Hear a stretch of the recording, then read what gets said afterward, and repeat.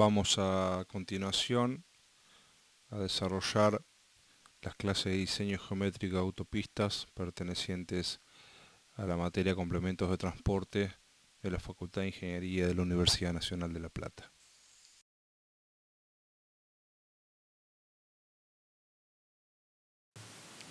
Vamos a definir primero qué entendemos por autopista. Autopista, vías de comunicación, son los caminos de categoría superior que podemos encontrar.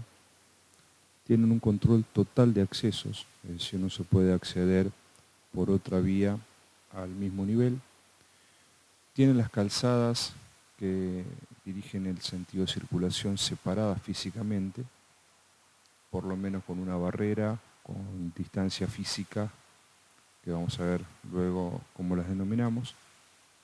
Los cruces a nivel con otras vías son de distinto nivel, no existen cruces a nivel con otras vías de circulación.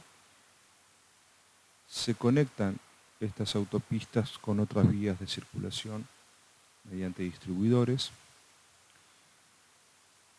Exclusivamente pueden transitar por ellas el tránsito automotor, está prohibido la tracción a sangre, es decir, no pueden haber animales de tiro ni tampoco ciclistas, esto es por ley. Y a partir de que tienen ese diseño de categoría superior, se pueden aceptar velocidades altas en la circulación de esas vías, con lo cual eso traerá aparejado que habrá también un mínimo de velocidad en el cual se podrá circular por estas vías de comunicación. Desde el punto de vista de nuestra ley de tránsito, la definimos como aquellas vías multicarril sin cruces a nivel con otra calle o ferrocarril, con calzadas separadas físicamente y con limitación de ingreso directo de los predios frentistas lindantes. Es decir, no se puede acceder tampoco a cualquiera de los dos sentidos de circulación de la autopista desde los predios frentistas. Para eso hay que, por lo tanto, si tenemos predios frentistas, tenemos que conectarlos mediante colectoras. En el inciso S del artículo 5 de la Ley de Tránsito se define también a las semiautopistas, que son aquellas que tendrán un control de accesos parcial, es decir, podrán tener algunas intersecciones a distinto nivel, pero se acepta que tengan accesos de los propietarios frentistas o que existan cruces a nivel con ferrocarriles o calles. Encontramos también en la Ley de Tránsito, en su artículo 45, la definición de esas vías multicarriles en cuanto a la circulación.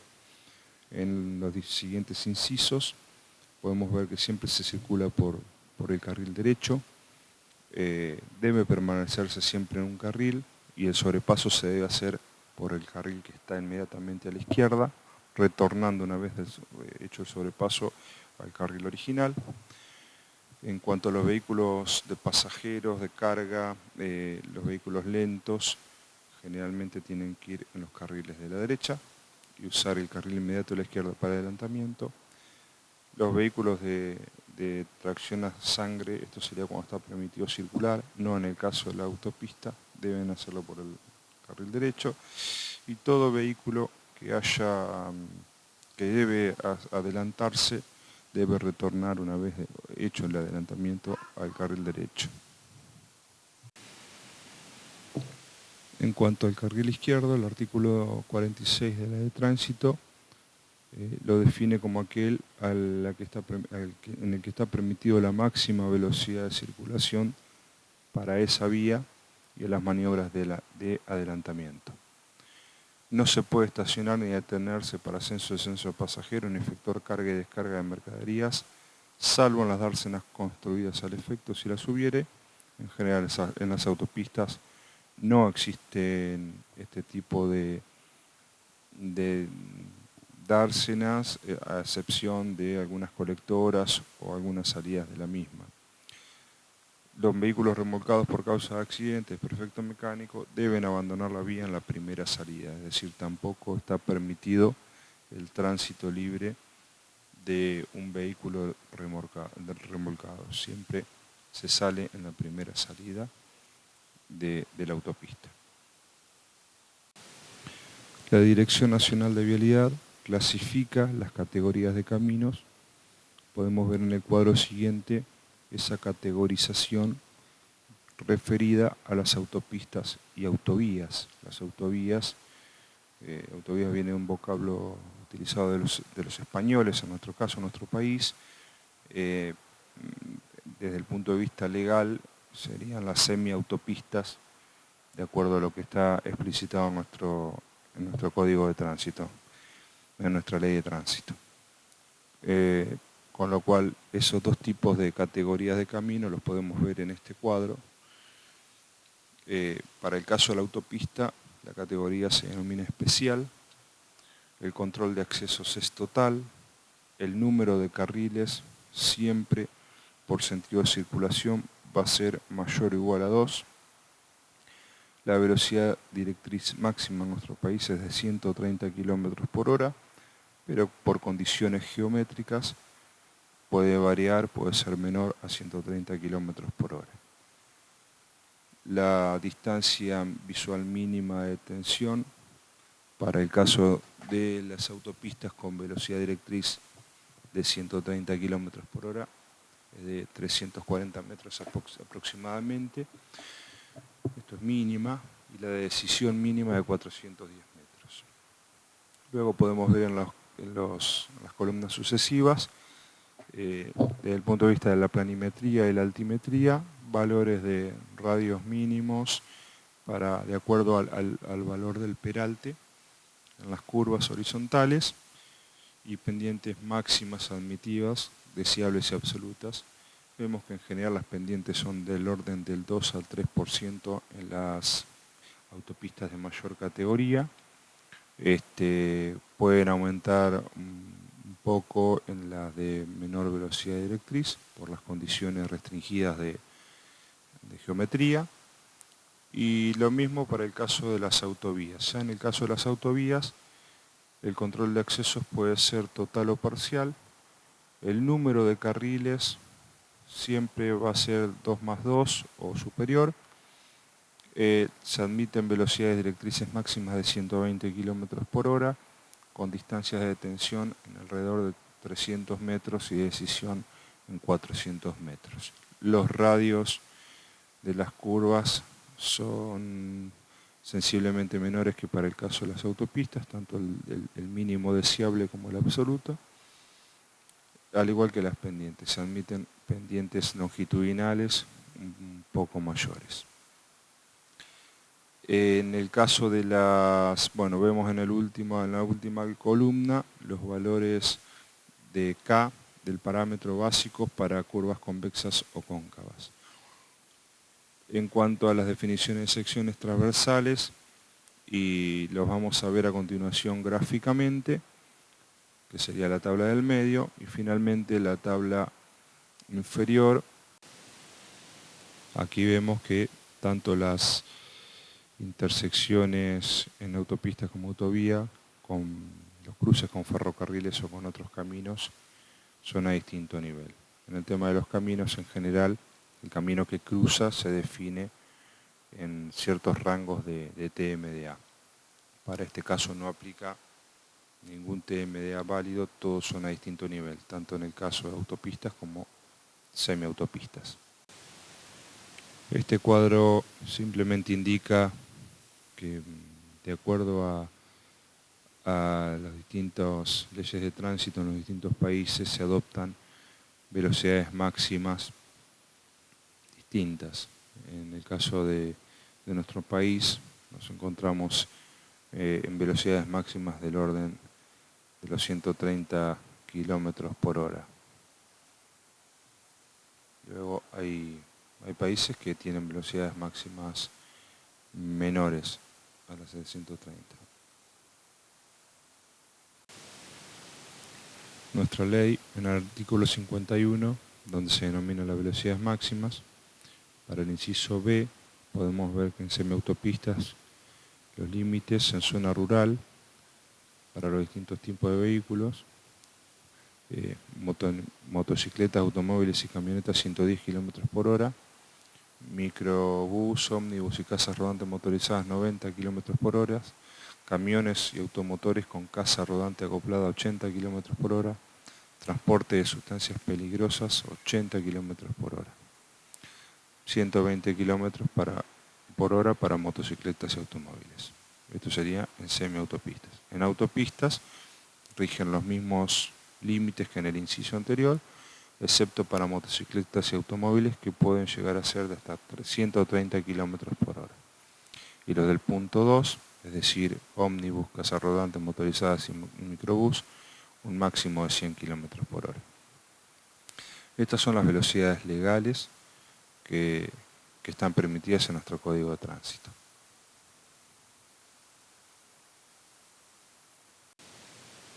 Como comentario anexo podemos decir entonces que las velocidades en los caminos responden a condiciones legales, pero también de diseño, sin que las velocidades de diseño puedan exceder a las legales. Es decir, si la velocidad máxima es de 130 km por hora, legalmente hablando, esa velocidad puede ser menor por condiciones geométricas y deberá estar impuesta mediante señalización vertical correspondiente en el camino, pero nunca al revés.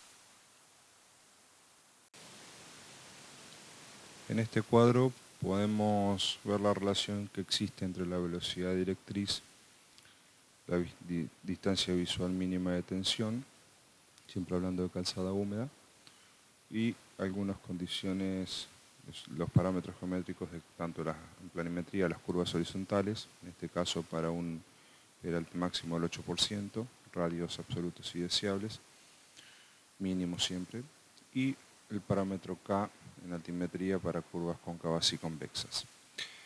La velocidad directriz, recordando la materia de caminos 1, lo que hemos visto, es aquella velocidad máxima a la que pueden circular en condiciones de confort y seguridad conductores con habilidades medias.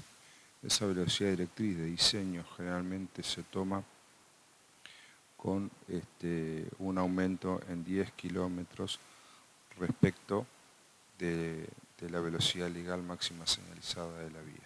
Es decir, si vamos a diseñar una autopista de 130 km por hora, velocidad máxima señalizada, que sería la máxima legal, la velocidad directriz será de diseño de 140. Este es un poco el cuadro que resume las variables, cómo se interconectan entre sí.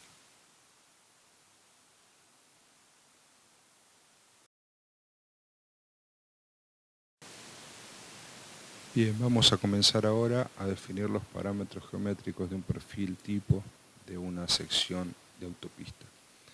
Podemos ver en la imagen una autopista que por definición va a tener sus sentidos de circulación separados físicamente. En este caso la separación física se hace mediante un espacio, una distancia. Esa distancia m la denominamos mediana, es la separación entre los dos sentidos de circulación en todos los casos. En este caso la mediana está compuesta simplemente por una superficie vegetada, un plano vegetado. Dentro de las características de la calzada tenemos, y de la obra básica del coronamiento, tenemos una calzada compuesta por carriles, pueden ser 2 mínimo o más. Cada carril va a tener un ancho determinado. En autopistas se utilizan generalmente carriles que van desde un mínimo de 3,30 metros a un máximo de 3,75 metros, siendo normal o cotidiano un ancho de carril de 3,65 metros. Anchos mayores en una calzada que tiene 2 o más carriles podrían provocar sobrepasos entre carriles, es decir, el conductor, si tiene una calzada con carriles, por ejemplo, de 4 metros, para 2 filas de auto, una por cada carril, podría favorecerse entre ellos, en el espacio que queda, la posibilidad que un conductor quisiera sobrepasar por ese espacio, con lo cual el ancho de 3,75 metros es un ancho máximo. Tenemos después banquinas, que en el caso de las autopistas son pavimentadas, al menos una parte de ellas. En el caso de la banquina derecha, que permite el detenimiento por un desperfecto mecánico, por una emergencia, tiene que tener 3 metros, al igual que un camino convencional, de ancho, pero de los cuales, de esos 3 metros, 2,50 metros estarán pavimentados, tal como se indica en esta figura. Los otros 0,50 metros podrán ser superficies vegetadas, pasto. En el caso de la banquina interna, el ancho pavimentado tiene que ser de 1 metro mínimo.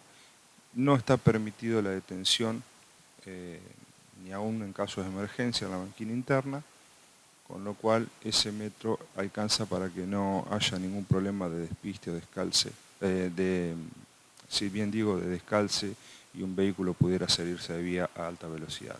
Luego se complementan los 2 metros restantes con una superficie vegetada.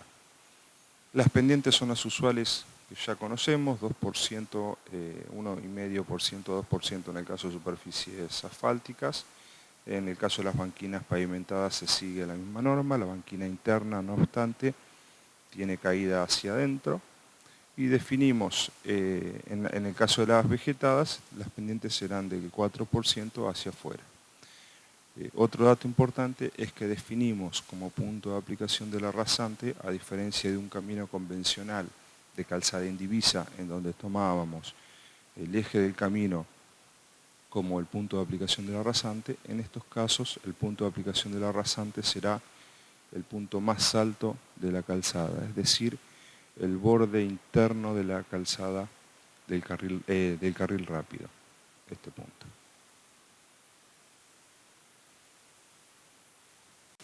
En cuanto a las pendientes de los taludes, las caídas de los taludes, en general, por ser caminos con una velocidad superior a los de otra categoría, se necesitan pendientes más extendidas.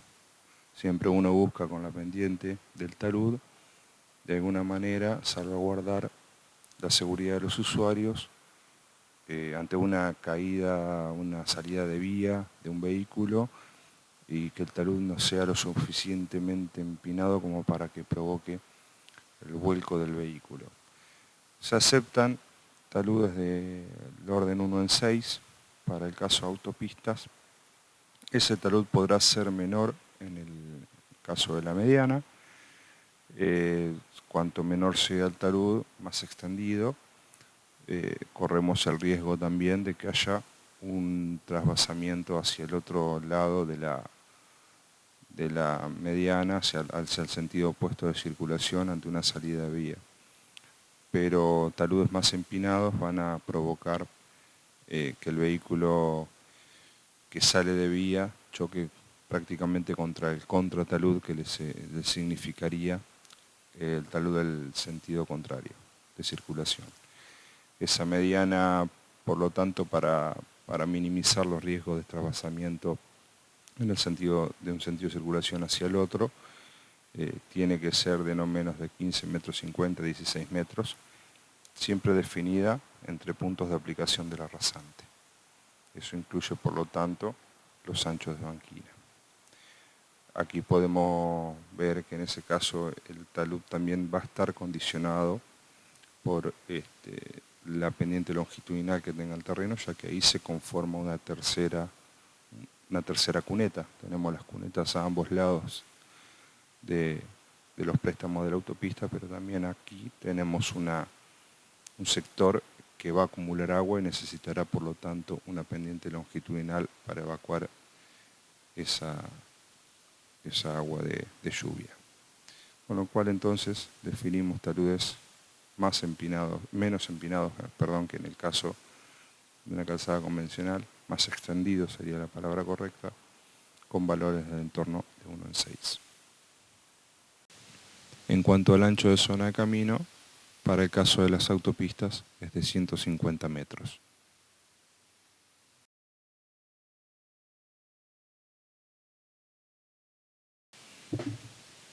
Vamos a hablar ahora un poco de las funciones que tiene esa mediana. Primero, la de separar corrientes de tránsito opuestas para mitigar graves choques frontales. Segundo, reducir el deslumbramiento de los faros de quien viene en el sentido contrario.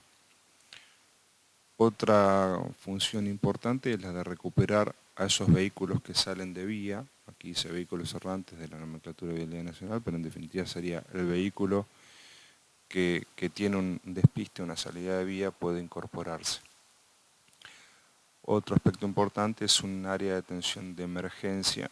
No está permitido detenerse en la banquina interna, pero ante condiciones de peligro puede ser una salida de detención de emergencia. Esto ya es una cuestión más discutible, pero reducir la turbulencia de aire entre tránsitos opuestos, acomodar las diferencias de nivel entre calzadas. Esto lo permite básicamente, vamos a ver, en filmines posteriores, en sectores de curvas, brindar espacio para mejorar el atractivo visual mediante jardinamiento. En algunos accesos a la ciudad de Buenos Aires esto se puede observar, y es un área propicia para ubicar señales en el lado izquierdo de la calzada, para reforzar las señales del lado derecho. Esto es importante ya que al ser vías multicarril muchas veces la presencia de tránsito pesado en los carriles lentos dificultan la visibilidad de señalización, sobre todo la no aérea, la señalización, la cartelería vertical que se pone en la banquina. En el lado derecho, si tenemos mucho tránsito pesado en los carriles lentos, podemos no llegar a ver esa cartelería, con lo cual se refuerza la cartelería en la banquina interna, en lo que es la mediana.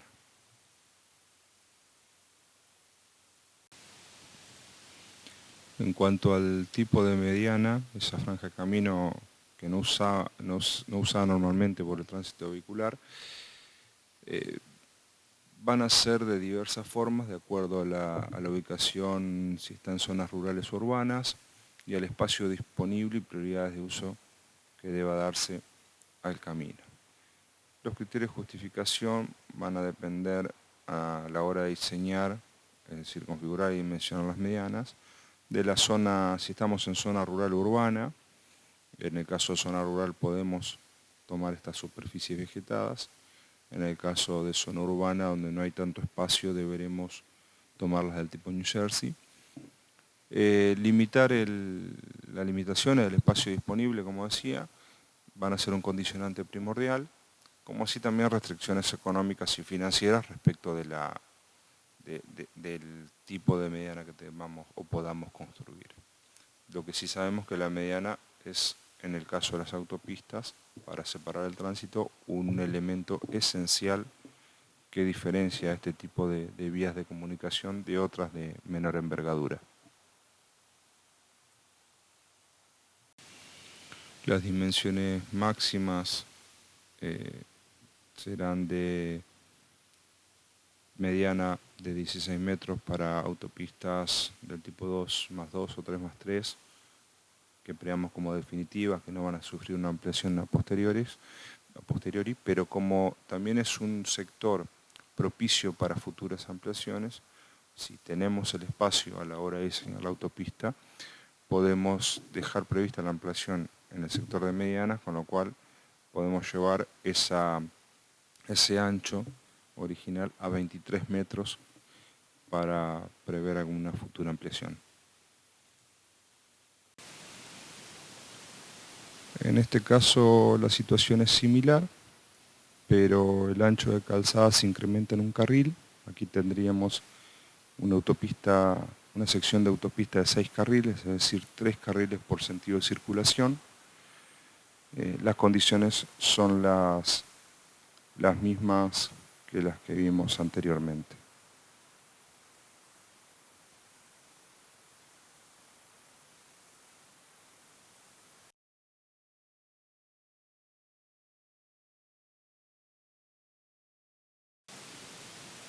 Otra sección típica de autopistas es aquella en la cual la mediana se ve reducida drásticamente por condiciones básicamente de falta de espacio, están acotados los carriles y se decide entonces por una barrera física en donde ya no es esa mediana vegetada que vimos en el ejemplo anterior, sino que aquí se suplanta esa mediana con una barrera de hormigón tipo New Jersey.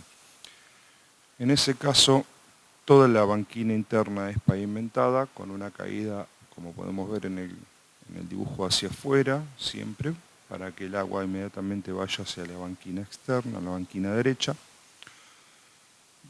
Las condiciones son exactamente las mismas que veníamos viendo, con la salvedad que aquí tendremos que tener en cuenta en la configuración mínima de esa mediana.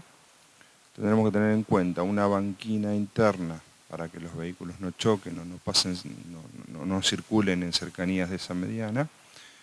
Esa banquina interna será mayor a 1,5 metros.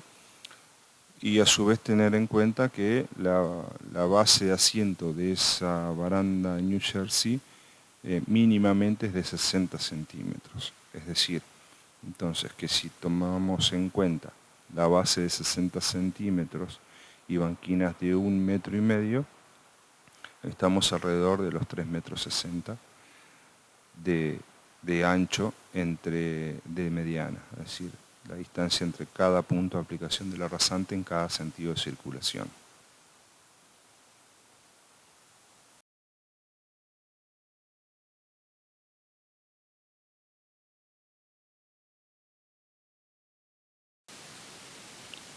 Este es el mismo caso, pero con una calzada de 3 carriles por sentido de circulación, una autopista de 6 carriles. Podemos ver que lo que se recomiendan en estas normas de vialidad nacional son carriles de 3,65 metros, ya que el ancho de calzada que ofrece este dibujo es de 10,95 metros para 3 carriles.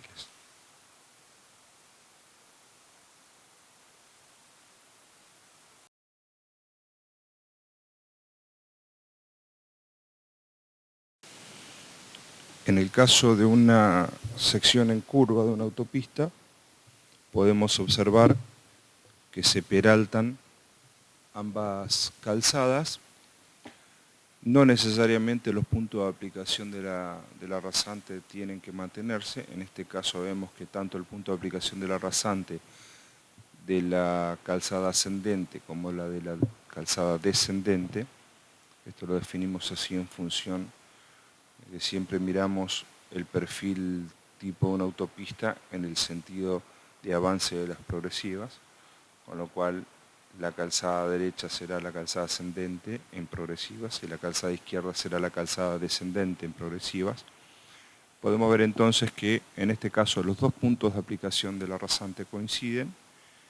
Esto podría ser así o no podría ser así, pero acá la cuestión en sí es que la curva definitivamente en este caso es una curva hacia la izquierda, ¿sí?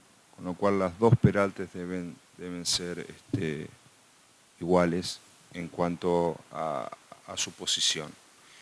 No, repito que no tiene por qué un punto de aplicación del rasante permanecer con el otro en la misma cota.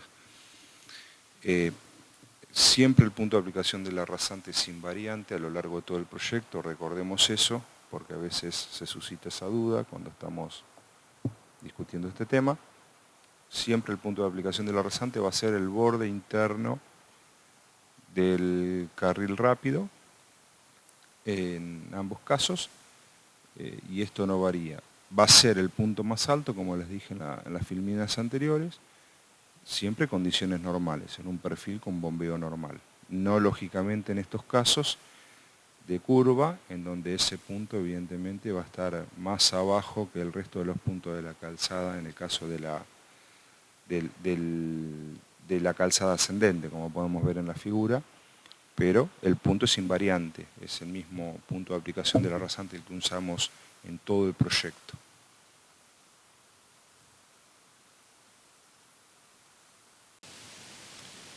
Y este sería el caso de una autopista con una mediana compuesta por una New Jersey. Aquí podemos ver que tenemos otro obstáculo desde el punto de vista hidráulico, que va a ser la misma barrera New Jersey, ya que en este mismo caso, con una sección peraltada, una curva a la izquierda, la calzada ascendente tiene caída hacia adentro, tiene peralte hacia adentro, lógicamente, va a acumular agua en el sector de la New Jersey. Si esa agua se va a ir porque va a haber seguramente, posiblemente, alguna pendiente longitudinal, pero también debemos prever en la New Jersey, en los sectores de curva, que tenga que haber abajo de la misma sectores para que pueda el agua trasvasar de una calzada a la otra para seguir hacia los puntos más bajos del terreno. En algunos casos esto también se soluciona colocando un sistema de rejillas contra la barrera New Jersey de manera longitudinal, y esa rejilla recolecta el agua que va directamente a una tubería por abajo del paquete estructural. Pero debemos recordar, debemos ver entonces que en estas cuestiones tenemos algún problema de carácter hidráulico básicamente sobre la superficie de la calzada que debemos subsanar. Después las condiciones son exactamente las mismas. El peralte estará gobernado por el diseño geométrico de la curva horizontal y el radio de la misma, tal como ya lo hemos visto. Y las banquinas, miremos también que en el caso en este caso la banquina externa es pavimentada en todo el ancho, con una caída acompañando el mismo plano que la calzada.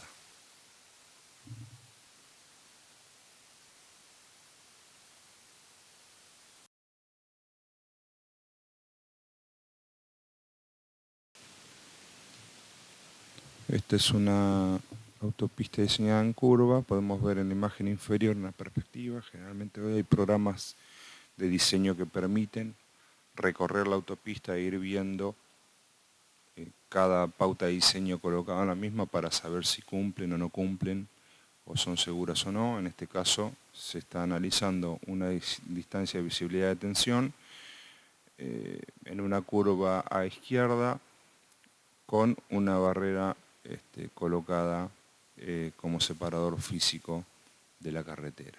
Entonces, bueno, se está evaluando ese radio de curva, cómo incide en la distancia de visibilidad de tensión.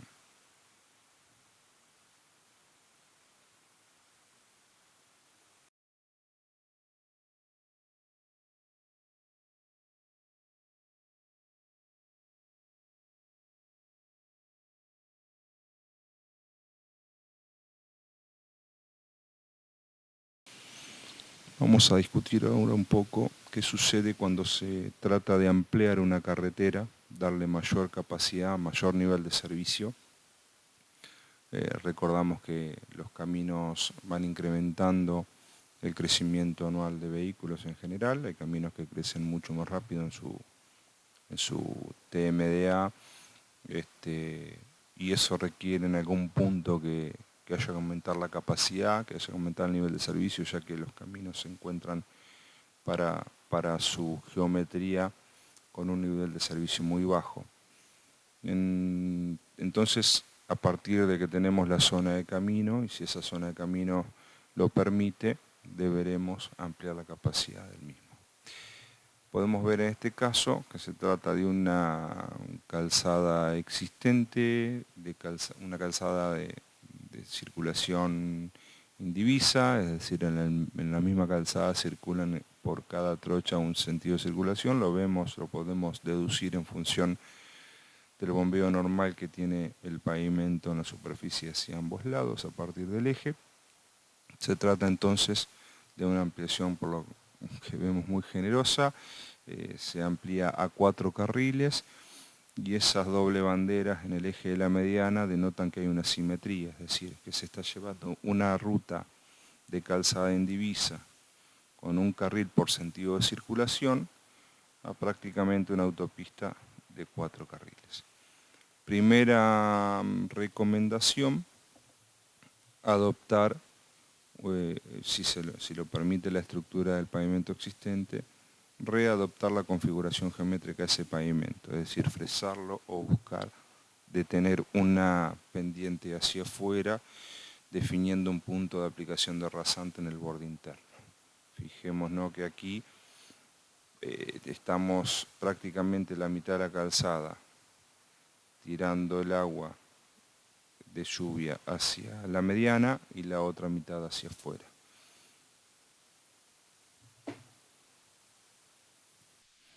En este caso podemos ver el ejemplo en donde se han agregado carriles no hacia el sector de la mediana, sino hacia el sector contrario de la derecha de la calzada existente, para lo cual se necesita zona de préstamos adecuada para tal fin.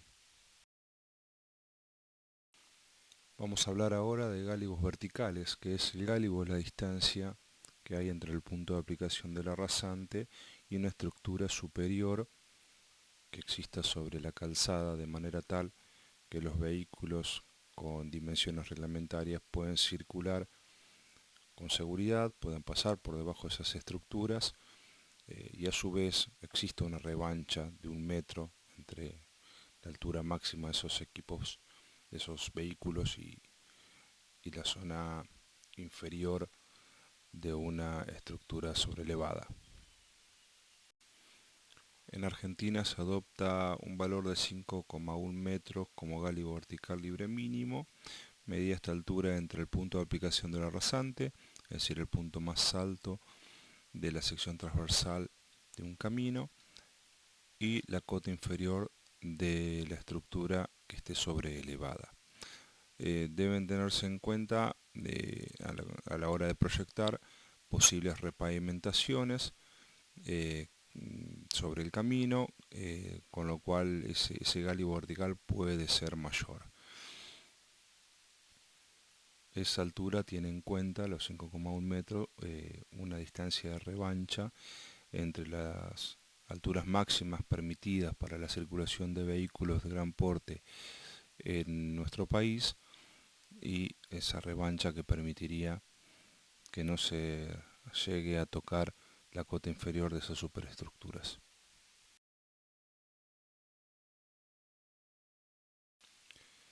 Bien, como todo camino tiene que en general cruzar cursos de agua, otras vías de comunicación como ferrocarriles, otros caminos, y en el caso de autopistas siempre vamos a tener un control total de accesos, es decir, la calzada no va a cruzar a nivel con ninguna otra vía. En el caso de tener que cruzar un evento como puede ser un curso de agua, otra intersección, lo hace a través de obras de arte, de puentes. Las obras de arte o puentes en general tienen que tener el mismo ancho que la calzada, más banquinas, es decir, respetar el ancho total de la obra básica, tal como se viene desarrollando previo al cruce con la obra de arte en sí. En este caso vemos una calzada, la continuación de una calzada de 2 carriles de 3,65 metros de ancho cada uno, una banquina externa de 3 metros, que recordemos que era de 2,50 metros pavimentado y 0,50 metros sin pavimentar, vegetada, una banquina interna de 1 metro pavimentada y 2 metros sin pavimentar, de tal manera que se respeta todo el ancho de la banquina externa, 1 metro de la banquina interna y por supuesto el ancho de los 2 carriles. Accesoriamente quedan las veredas, en este caso por ser autopista no existen veredas, pero sí un sector para barandas de defensa, de resguardo, para evitar que los vehículos caigan desde la obra de arte. En este caso vemos un ancho de puente para 3 carriles, en donde se agrega una banquina interna de 3 metros y una banquina externa de 3 metros. El gálibo es hacia la derecha, de la misma manera que era tratado el cáñamo o bombeo normal en la calzada por fuera de la obra de arte.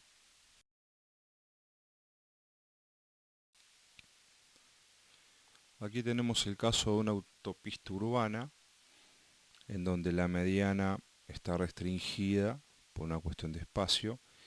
La mediana en este caso es una baranda New Jersey con una banquina interna 1,5 metros. Recordemos que la base de la baranda New Jersey es de 0,60 metros, 60 centímetros. Aquí está todo el desarrollo a nivel por ser una autopista urbana.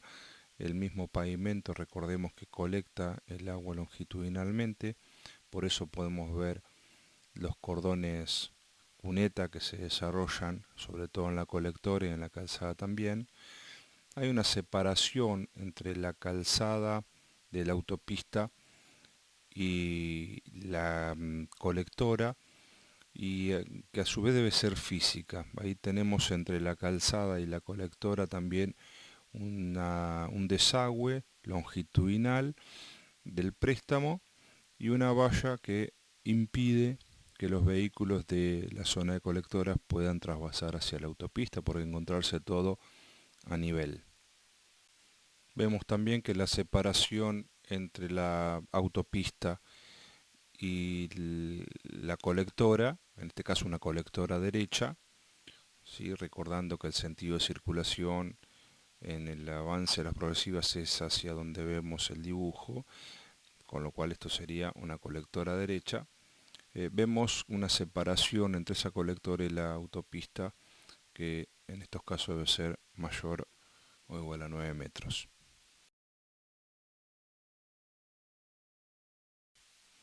En este ejemplo tenemos otro caso de restricción en donde ya no hay una valla sino un elemento de contención lateral como es una baranda New Jersey.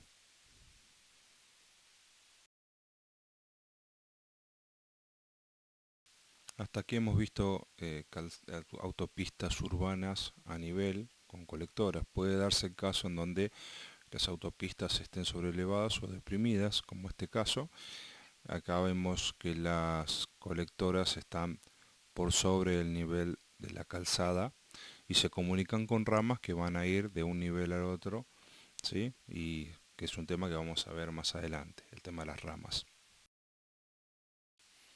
En este caso podemos ver en la imagen de abajo muros, pueden ser de tierra armada, de hormigón armado, etcétera, en donde en estos lugares hay más restricción de espacio para la autopista, las colectoras y las ramas de vinculación entre ambas, con lo cual se puede resolver, digamos, con muros verticales la falta o restricción de espacio. Otro ejemplo con muros de sostenimiento para los caminos frentistas o colectoras por sobre la autopista y de una manera tal que prácticamente puede verse cómo invade la zona de obra básica de la autopista esos muros, siempre respetando lógicamente el gálibo vertical que se exige por norma.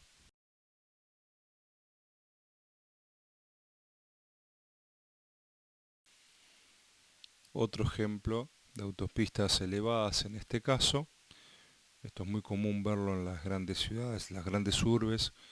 En Ciudad de Buenos Aires es muy común ver este tipo de soluciones en donde las autopistas entran en viaducto sobre elevadas con distintas configuraciones en sus estructuras, como podemos ver en estos croquis.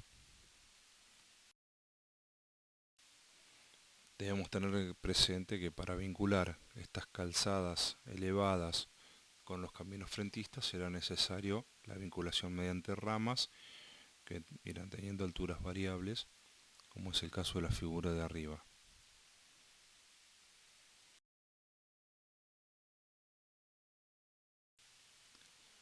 Si lo permite el ancho de zona de camino, si no está muy restringido, en vez de solucionarse la sobrelevación de las autopistas como lo vimos en el ejemplo anterior, en los ejemplos anteriores para que se hacían con viaductos, que son obras de arte continuas que son muy costosas realmente, Esta es una solución más barata que puede ser la de sobrelevar con terraplenes la autopista y bueno, siempre vinculando con ramas. En la medida que haya cierta restricción en el ancho, se puede resolver en algunos sectores con muros de contención de suelo.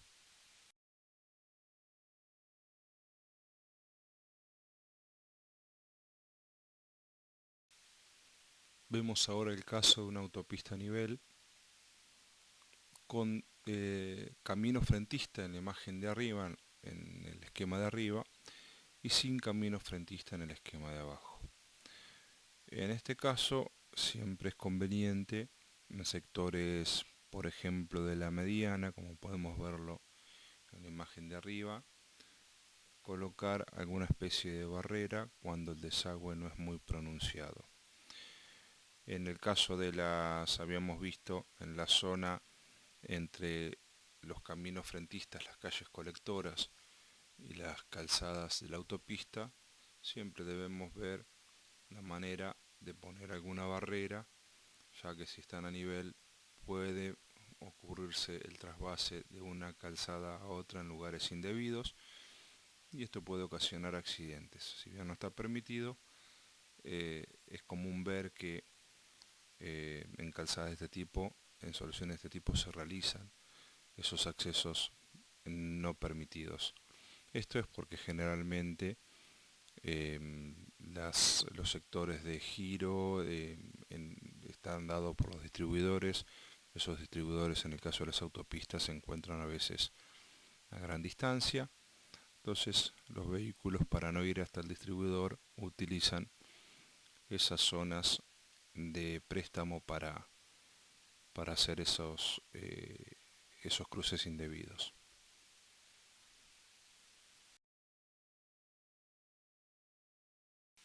Otros elementos que podemos detectar en una autopista a nivel pueden ser el de barreras con pantalla antirresplandor. Ahora vamos a ver alguna fotografía. Pueden ser barreras acústicas entre los frentistas o el camino frentista y la calzada de la autopista. En el caso de tener alguna zona pronunciada de taludes, puede requerirse también la colocación de barandas metálicas de defensa o alguna baranda de resguardo para impedir vuelcos en la salida de la autopista.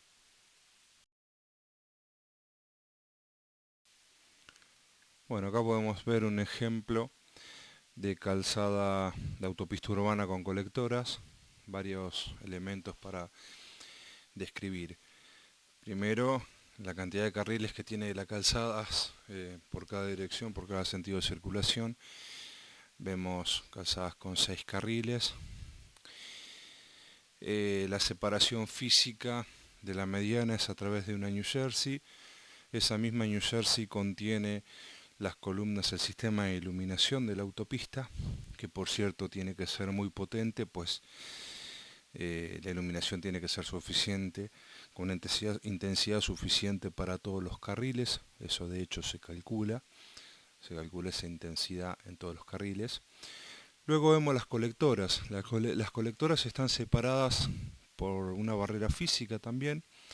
Hay una banquina interna en la autopista de 3 metros, una banquina interna de las colectoras. Las colectores tienen un único sentido de circulación y a su vez esas colectoras están vinculadas con ramas de las cuales se pueden ver ingresos y egresos en el centro de la fotografía a la derecha. Y vemos también un puente sobrelevado, la autopista, con el gálibo tal como veníamos viendo en filminas anteriores. El gálibo necesario, es decir, la altura entre la calzada de la autopista y en este caso sería la cota inferior de la viga de esa estructura.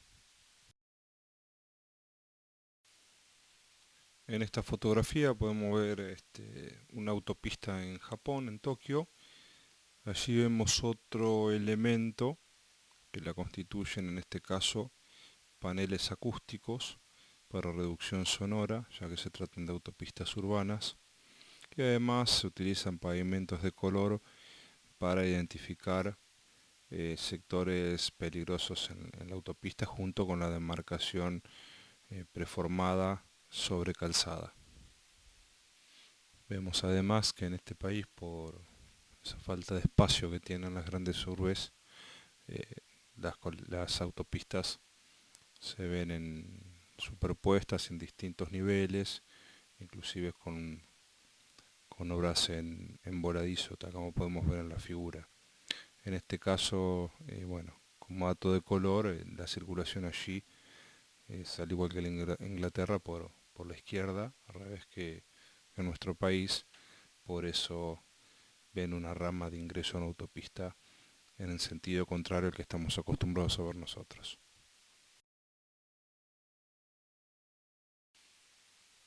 Otra imagen de una autopista en Tokio. Aquí podemos ver también el pavimento en color, ¿sí? Mezclas asfálticas con un color, una tonalidad rojiza que denota una curva peligrosa. Allí la velocidad máxima en autopistas es de 80 km por hora. Y también podemos ver grandes estructuras metálicas que tienen en voladizo a estos viaductos. Son obras realmente impresionantes.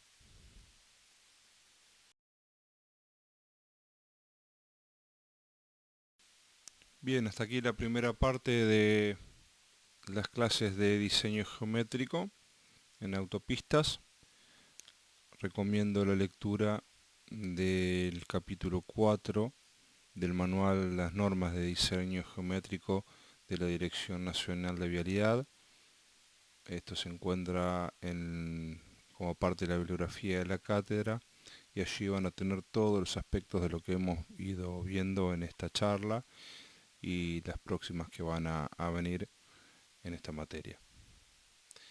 También pueden acceder al Atlas de la Dirección Nacional de Vialidad y allí vamos a ver el plano de obra básica 1 en donde se encuentran todos los elementos geométricos que componen un perfil tipo de una autopista y también de autovías. Pero vamos a arrancar en esta primera parte con un plano del OB1 o obra básica 1, que es el plano con todos los elementos geométricos que componen un perfil de una autopista.